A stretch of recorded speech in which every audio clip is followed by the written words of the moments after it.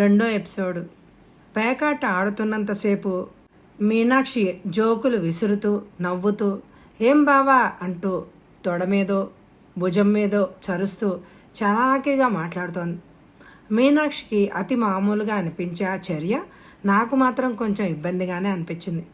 మొదటిసారి మీనాక్షి స్పర్శ గిలిగింతలు పెట్టింది.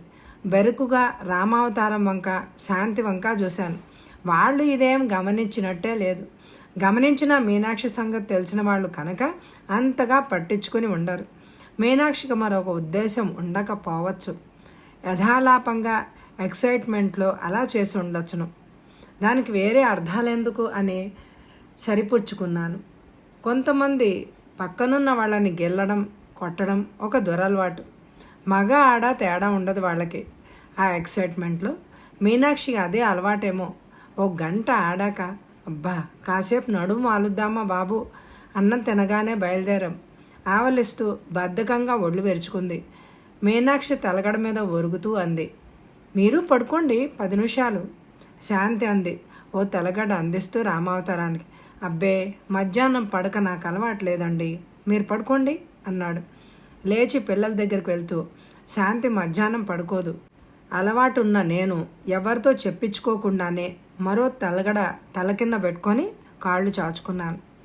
అలా తిరిగి వస్తాను, పిల్లలు ఏం ఆడుతున్నారో చూసొస్తాను, మీరు పడుకోండి. శాంతి లేచి పిల్లల వైపు వెడుతూ అంది. వాళ్ళిద్దరూ వెళ్ళాక ఒక క్షణం ఊరుకుంది మీనాక్షి. చేయి చాస్తే అంత దూరంలో ఉన్న నా చేయి పట్టుకొని నా వంక తదేకంగా ఒక్క క్షణం చూసింది. నా చేతి వేళ్లలో తన వేళ్ళు దూర్చి బావా నాకు చాలా సంతోషంగా ఉంది, నీకేమనిపిస్తుందో కానీ అని అంది. ఆమె చేతిలో ఉన్న నా చేయి కొద్దిగా వణికింది. ఇబ్బందిగా అటుపక్క చూశాను. వాళ్ళిద్దరూ చూస్తున్నారేమోనని. కర్మ కాకపోతే ఆడదైన మీనాక్షికి లేని భయం నాకెందుకో. లేక లాక్కోలేక ఇబ్బందిగా చూశాను. బలవంతంగా నవ్వాను. ఏమనిపించడం దేనికి? అదేంటి బావా ఎన్నాళ్ళకి కలుసుకున్నాం ఇద్దరం, సంతోషంగా లేదు నీకు? అఫ్కోర్స్ అదా, ఇంకా ఏమిటో అనుకున్నాను. సిగరెట్ వెలిగించుకునే నెపంతో చెయ్యి లాక్కున్నాడు. నిజంగానా బావా? నీవెప్పుడు గుర్తొచ్చేవాడివి. పెళ్ళై వెళ్ళిపోయిన దగ్గర నుంచి ఎన్నిసార్లు నిన్ను ఎంతగా చూడాలనిపించేదో తెలుసా? నిజంగా నా మీద నీకంత అభిమానం ఉన్నట్టు నాకెప్పుడూ తెలియలేదే. పో బావా, చిన్నప్పుడు ఎప్పుడో దెబ్బలాడేదాన్నని అలా అంటున్నావు కాబోలు, కానీ మనసులో నీవంటే నాకెప్పుడు ఇష్టమే బావా. థ్యాంక్స్ నవ్వుతూ అన్నాను. హాస్యం కాదు బావా, నా పెళ్ళి. సరే ఇవన్నీ ఇప్పుడు అనుకుని ఏం లాభం, టూ లేట్ కదూ. నిజంగా నీవి ఐఏఎస్ కాస్త ముందై ఉంటే మన జీవితాలు ఇంకోలా ఉండేవి కదా. నాకు మనసులో ఒకటి పైకొకటి చెప్పడం చేత కాదు బాబా. ఎవరో ఏదో అనుకుంటారని మాట దాచుకోలేను. ఇలా అంటున్నందుకు నీవేం అనుకుంటావో ఏమో. కొత్త సంగతులు నేను నోట వింటున్నాను ఇవాళ. సిగరెట్ పొగ పీలుస్తూ సాలోచనగా అన్నాను మీనాక్షి వంక చూస్తూ. నీకు కొత్త సంగతి కానీ నాకు కాదు. సర్లే ఇప్పుడెందుకు ఆ గొడవ. నీకిద్దరు పిల్లలు, నాకిద్దరు పిల్లలు, ఇద్దరం సుఖంగానే ఉన్నాంగా.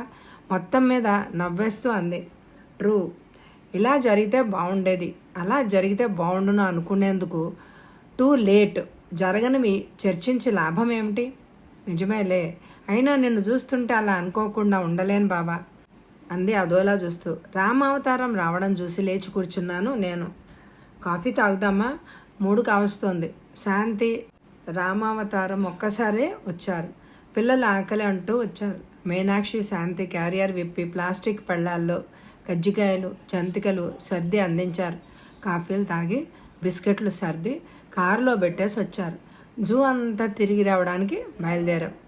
ఎన్నోసార్లు చూసిన ఆ పులులు ఆ సింహాల మీద నాకేం ఇంట్రెస్ట్ లేదు. ముందు నడుస్తున్న మీనాక్షి శాంతి వంక చూస్తూ కాస్త వెనగ్గా నడుస్తున్నాను. రామావతారం పిల్లల 4 కస్టడీలోకి తీసుకుని అన్నీ ఓపిగ్గా వివరిస్తున్నాడు వాళ్ళకి, కాస్త ముందు నడుస్తూ. వెనక నుంచి మీనాక్షిని శాంతిని చూస్తుంటే హఠాత్తుగా ఓ సందేహం వచ్చింది నాకు. మీనాక్షి శాంతి ఇద్దరిలో ఎవరు అందంగా ఉంటారు? జవాబు చెప్పడం ఎవరికైనా కష్టమే. విడివిడిగా చూస్తే ఇద్దరు అందగత్తెలే. ఇద్దరిలో ఎవరెక్కువ అంటే ఆ ప్రశ్నకి జవాబు చెప్పలేరు.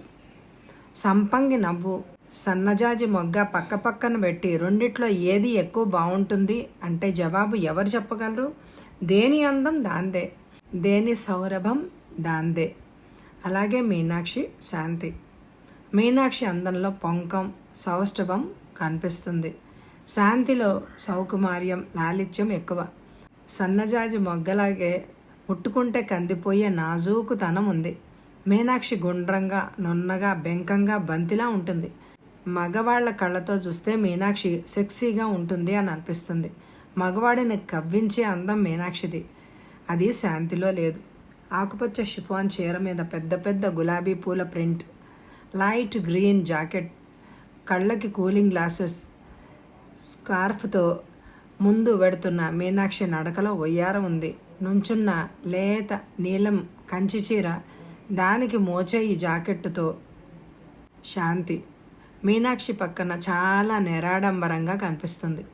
శాంతి కూడా అంతే. ఈ కాలం వాళ్ళలాగా తయారవదు. ఎన్నిసార్లు చెప్పినా అంతే. అన్ని విషయాల్లో మీనాక్షి ముందు శాంతి తీసికట్టుగానే అనిపించసాగింది నాకు మీనాక్షిని చూస్తుంటే. జూ అంతా తిరిగి ఎలిఫెంట్ రోడ్డు, బోట్ షికారు అన్నీ పూర్తయ్యేసరికి 6 గంటలైంది. ఇంటికి వచ్చేసరికి 7 గంటలైంది. పూరిలో బిఎన్ఆర్ హోటల్ సముద్రం ఎదురుగుండా ఉంటుంది. సముద్రానికి దగ్గరగా ఉండడంతో వీకెండ్స్కి, సెలవులకి వచ్చే ఫారినర్స్తో ఆ హోటల్ ఎప్పుడు నిండుగానే ఉంటుంది. రూమ్ కావాలంటే కనీసం 20 రోజుల ముందన్నా బుక్ చేసుకోవాలి. ఆ హోటల్ నుంచి తిన్నగా సముద్రం ఒడ్డు వరకు సిమెంట్తో ఫుట్పాత్ వేశారు. స్విమ్మింగ్ పూల్కి వెళ్ళదలిచిన వాళ్ళందరూ హోటల్లోనే డ్రెస్ అయి తిన్నగా సముద్రం ఒడ్డుకి వెళ్ళిపోతారు. పైన ఏ బాత్ రోబో, డ్రెస్సింగ్ గౌనో కప్పుకొని హోటల్ అంతా తెల్లవాళ్లతో, పిలిచేసరికి హాజరయ్యే తెల్ల బట్టల నల్ల అటెండర్లతో కళకళ ఆడుతూ ఉంటుంది. విదేశీ పద్ధతుల్లో భోజనం, బ్రేక్ఫాస్ట్ వగైరాలు సర్వ్ చేస్తారు. ముందుగానే మా కోసం 2 రూములు బుక్ చేశాను. ఉదయం బయలుదేరి 9 గంటలకల్లా పూరి వచ్చేసాం. కారు హోటల్ ముందు ఆగేసరికి తెల్ల టోపీలు పట్టుకున్న బేస్తవాళ్ళు పదాయ్యే బాబు అంటూ చుట్టుముట్టారు. వీళ్ళెవరు ఏమిటి అన్నట్టున్నారు. రామావతారం కుతూహలంగా అడిగాడు.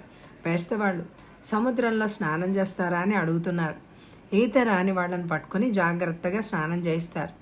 సరిగా ఈదలేని వారి పక్క నుండి జాగ్రత్తగా చూస్తారు.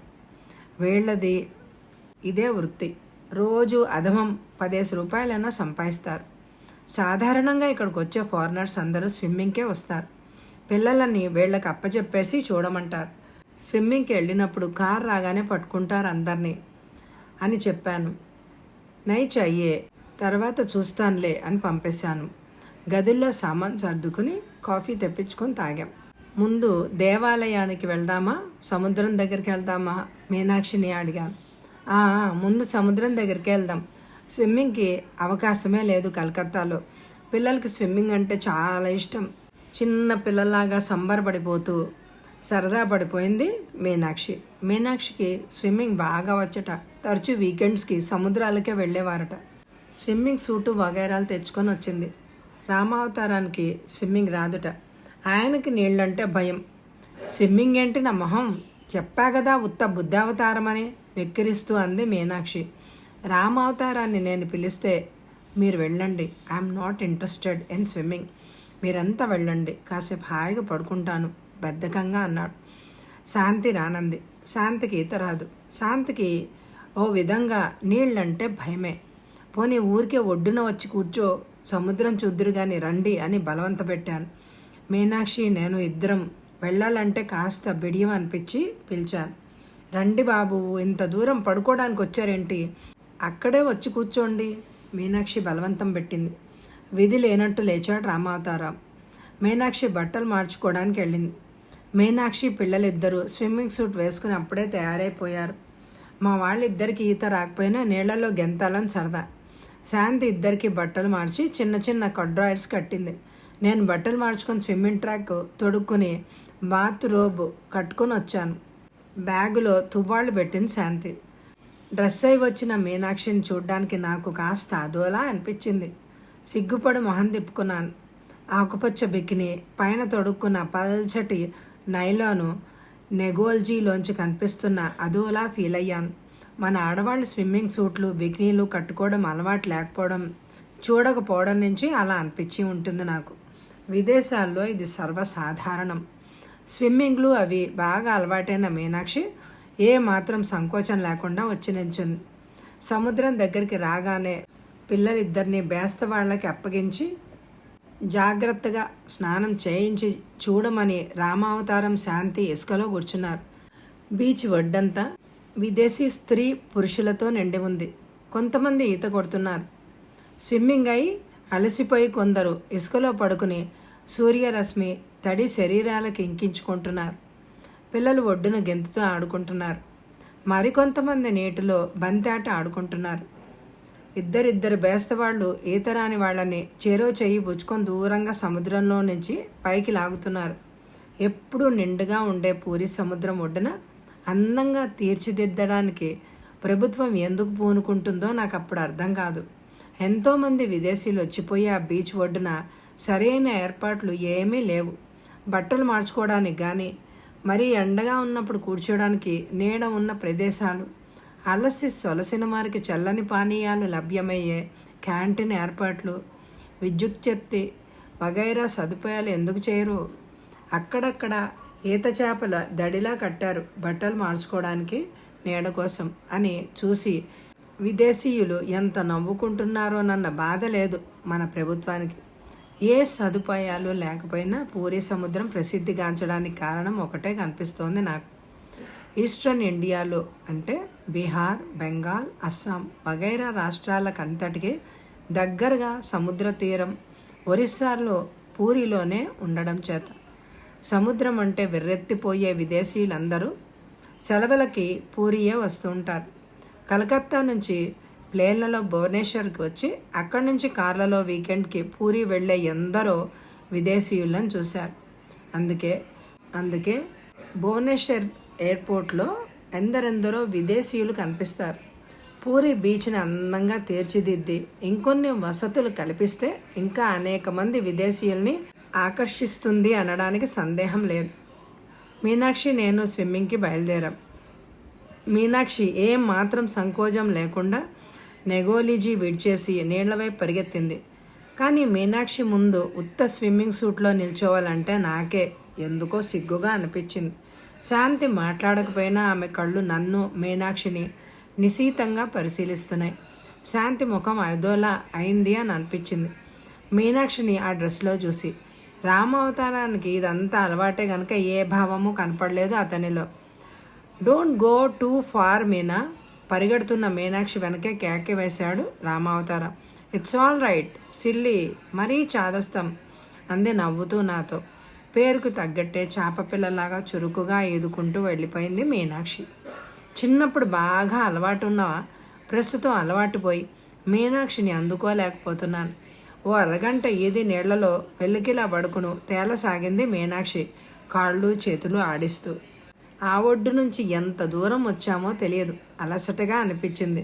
కొన్ని నిమిషాలు దూరంగా ఈదుకుంటూ వెళ్తే ఒడ్డు కనిపించేట్టుంది. మీనాక్షితో ఆ మాటే చెప్పాను. అనుకున్నట్టుగానే కొంత దూరం ఈదేసరికి ఒడ్డుకు వచ్చింది. ఈ ఒడ్డంతా నిర్మానుష్యంగా ఉంది. బేస్తవాళ్ళు విరిగిపోయిన పడవలు, చిరిగిన వలలు మాత్రమే ఉన్నాయి. ఆయాసంతో ఇద్దరు ఇసుకలో వాలిపోయాం. అబ్బా బావా, చాలా దూరం వచ్చినట్లున్నాం కదూ అంది మీనాక్షి. అన్నాను మాట్లాడలేక. ఒక 5 నిమిషాలు ఉంటే గానీ మాట్లాడలేకపోయాను. తర్వాత కళ్ళు విప్పి చూశాను. మీనాక్షి తల కింద చేతులు పెట్టుకుని కళ్ళు మూసుకొని పడుకుంది. తడిసిన ఆకుపచ్చ బికిని ఆమె వంపు సంపులని స్పష్టంగా చూపెడుతోంది. తెల్లగా నున్నగా మెరుస్తోంది శరీరం. ఆమె ఒంటి మీద నీటి బిందువులు ఎండకి తళతళా మెరుస్తున్నాయి. అలా మీనాక్షిని చూస్తుంటే ఎందుకో నా శరీరం చిన్నగా కంపించింది. ఆ క్షణంలో నా మనసులో ఏ భావం ఉందో చెప్పగలిగే మాట లేదు. తదేకంగా చూస్తున్న నేను హఠాత్తుగా మీనాక్షి కళ్ళు తెరవడంతో పట్టుబడ్డ దొంగలాగా తడబడి చూపు మరల్చుకున్నాను. బావా అంది మీనాక్షి నా కళ్ళలోకి చూస్తూ. నేనే అప్పుడే మీనాక్షిని చూస్తున్నట్టు అటు తిరిగాను. అబ్బా ఎన్ని ముత్యాలో అన్నాను నవ్వుతూ. ఏవి ఎక్కడ? హడావుడిగా పక్కకి తిరిగి మోచేయి మీద ఆనుకుని లేచింది మీనాక్షి. అవిగో అన్నాను మీనాక్షి ఒంటి మీద మెరుస్తున్న నీటి ముత్యాలను చూపిస్తూ. మీనాక్షి తన శరీరం వంక చూసుకుని అరక్షణం సిగ్గుపడింది. పో బావా, ఇంకా నిజం అనుకున్నాను. పూరి సముద్రం గువ్వలు, శంఖాలు వగైరా ప్రసిద్ధి కదా, ముత్యాలు కూడా దొరుకుతాయేమో అని అనుకున్నాను. అమ్మా, ఎంత ఆశ! హారం చేయించుకుందాం అనుకున్నావా? మీనాక్షి 2 దొర్లుళ్ళు దొర్లి నా దగ్గరగా వచ్చి మోచేయి మీద ఆని నా మొహంలోకి వంగి చూస్తుంటే కొంటెగా అనిపించింది. అమ్మో, బావగారికి సరసం కూడా తెలుసన్నమాట అంది చిలిపిగా నా తడి జుట్టు గుప్పిట్లో పట్టుకుని అటు ఇటు గుంజి. నా మీదకి వంగిన మీనాక్షి తగలని అర్ధనగ్న శరీరం, ఒంటిని పూర్తిగా కప్పని ఆ దుస్తుల్లోంచి కనిపించే మీనాక్షి సౌష్ఠవం చూసి వేడి రక్తం పొంగింది.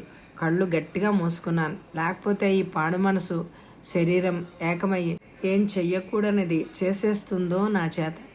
మీనాక్షికి ఇంత చొరవ, నిర్భయం, పరాయి మగవాడినన్న ఆలోచన లేకుండా ఎంత నిర్భయంగా నా పక్కన పడుకుంది. నా మీద అంత నమ్మకమా, లేక నా నిగ్రహం ప్రయోజకత్వం పరిశీలిద్దామన్నా? మీనాక్షి అభిప్రాయం ఏంటో తెలుసుకోలేకపోయాను. ఆ కళ్ళలోకి ఎంతసేపు చూసినా కొంటెతనం మాత్రమే కనిపిస్తోంది. ఎక్కువసేపు మీనాక్షిని పక్కన ఉంచుకుని నిగ్రహం చూపడం నా వల్ల కాలేదు. నా శరీరం వశం తప్పకముందే వివేకమో సంస్కారమో చెప్పలేను, కానీ తట్టి లేపాయి. లేక పెరిగితనం అన్నా కావచ్చు. చటుకున లేచి కూర్చున్నాను. పద మీనాక్షి, వెళ్ళిపోదాం అన్నాను. అప్పుడేనా బావా అంది అదోలా చూస్తూ. అప్పుడేనా ఏంటి, మనం వచ్చి 2 గంటల పైనే అయింది. వాళ్ళు హడావిడి పడిపోతూ ఉంటారు, లే వెళ్దాం అన్నాను లేచి నిలబడి. 2 చేతులు చాచింది విలాసంగా లేపమన్నట్టు. చేతులు అందించి లాగాను. ఆ లాగడంలో మీనాక్షి ఆ వేగానికి తూలి పడబోయి నా గుండెల మీద చేతులాంచి నిలదొక్కుంది. మీనాక్షి పడకుండా అప్రయత్నంగా నా చేతులు ఆమె నడుం చుట్టూ తిరిగాయి. ఒక్క క్షణం అలా నిలబడ్డాం ఇద్దరం, ఒకరి మొహం ఒకరు చూసుకుంటూ. మీనాక్షి అన్నాను బరువుగా. నేనేమైపోతున్నానో నాకే తెలియని స్థితి అది. మీనాక్షి కొంటగా నవ్వింది నా మొహం వైపు చూస్తూ. బావా అంటూ నా ముక్కు పట్టుకు ఊగించి నీళ్లలోకి పరిగెత్తింది. ఆ బావా అన్న మాటలో ఇంత పిరికివాడివేంటి నీవు అన్న అర్థం స్ఫురించింది. నిజమే, పిరికివాడినే. లేకపోతే ఇలాంటి ఛాన్స్ ఎవరైనా వదులుకుంటారా? మరి నేనెందుకు వదిలినట్టు? జవాబు ఆలోచించడానికి వ్యవధి లేదు. ఈదుకుంటూ వెళ్ళిపోతున్న మీనాక్షిని కలుసుకున్నాను. ఒడ్డుకు చేరేసరికి రామావతారం, శాంతి, పిల్లలు ఎవరూ కనపడలేదు. బహుశా ఆలస్యమైపోయిందని హోటల్కి వెళ్ళిపోయి ఉంటారు. పిల్లలకి స్నానం చేయించిన బేస్తవాళ్ళు మమ్మల్ని చూసి దగ్గరకు వచ్చి బ్యాగ్ అందించారు. ఇప్పటిదాకా వాళ్ళిద్దరూ మీకోసం ఎదురు చూశారు బాబు అని హిందీలో చెప్పారు. పద, వాళ్ళు ఇంతవరకు మన కోసం చూసి ఇప్పుడే వెళ్ళిపోయారట.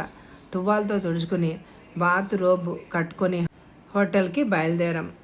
ఇద్దరం హోటల్కి వెళ్ళేసరికి పిల్లలకి భోజనం పెట్టించేసి మా కోసం ఎదురు చూస్తున్నారు రామావతారం, శాంతి. మేం వెళ్ళగానే రామావతారం కోపంగా మీనాక్షి వంక చూశాడు. ఏనాడనగా వెళ్ళారు, ఎంతసేపా? నీకసలు ఎక్కడికి వెళ్ళినా ఒళ్ళు పైన తెలియదు, ఇంకా రారేమిటా అని మేము ఇక్కడ కంగారు పడుతున్నాం కేకలేశాడు. ఏమైపోతాను, బావ ఉన్నాడుగా సాయం, నిర్లక్ష్యంగా అంది మీనాక్షి లోపలికి వెడుతూ. నేనేమీ అనలేక గిల్టీగా చూశాను. శాంతి నన్ను మీనాక్షిని పట్టి పట్టి చూసింది, మా మొహాలలో భావాలు వెతకటానికి ప్రయత్నిస్తున్నట్టు. వాళ్ళిద్దరినీ తప్పించుకొని లోపలికి వెళ్ళాను. భోజనాల దగ్గర మాటల మధ్యలో కానీ మామూలు అవ్వలేకపోయాం. ఆ సాయంత్రం ఊరంతా ఒకసారి తిరిగి వచ్చి బీచ్ ఒడ్డున కూర్చున్నాం. వెన్నెల రాత్రి. సముద్రం చంద్రుణ్ణి చూసి ఎగిరి పడుతోంది. వెన్నెల కెరటాల మీద దగదగలాడుతూ మెరుస్తోంది. మీనాక్షి, శాంతి ఇద్దరు పాటలు పాడారు అడగగానే.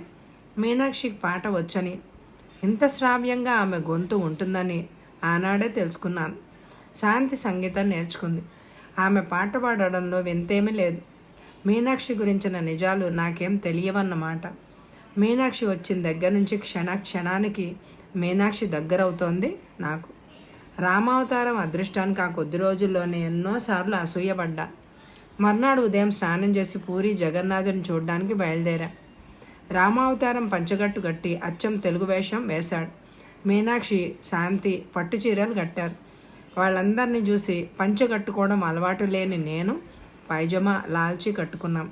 అయినా ఆ దేవాలయానికి ప్యాంటుతో వెళ్తే మళ్ళీ అదెందుకు పనికిరాదని అనుభవపూర్వకంగా తెలుసుకున్న నేను కిందటిసారిలాగా టెర్లిన్ ప్యాంటు పాడు చేసుకోలేక పైజమా కట్టుకున్నాను. నిజంగా పూరీ దేవాలయం చరిత్ర ప్రసిద్ధమైనదే అయి ఉండొచ్చు. ఆ దేవుడు మహిమ గురించి నిజాలు నాకు తెలియవు, కానీ ఒకసారి ఆ దేవాలయానికి వెళ్ళి వస్తే మరింక వెళ్ళబుద్ధి అవ్వదు అని నా ఉద్దేశం. సర్వం జగన్నాథం అంటూ కుండల్లో ఉడిగించిన అన్నం, పప్పు పిడతలు, వాటి మీద జుమ్మని ముసిరే ఈగలు, అవి ఎంతో భక్తిగా భోగం అనుకుంటూ కళ్ళకు అద్దుకొని తినే ప్రజలు, గర్భగుడిలో ఆ చీకటి, కాలు జారి పడితే జర్రున జారే ఆ పాకుడు, డబ్బు ఇవ్వడం ఏమాత్రం తక్కువైనా బండబూతులు తిట్టే పండాలు, కారు దిగగానే చుట్టుముట్టే ఆ పండాలు, అదంతా చూస్తే దేవుడి మీద భక్తి కలగడం అటుంచి ఉన్న భక్తి విశ్వాసాలు కూడా పోయి ఎప్పుడు వెళ్ళిపోదామా అని అనిపించడం సహజం. వచ్చే ఎపిసోడ్లో కథ కొనసాగుతుంది. ఈ ఎపిసోడ్కి తప్పకుండా ఎక్కువ లైకులు ఇవ్వండి. Thank you very much my dear friends.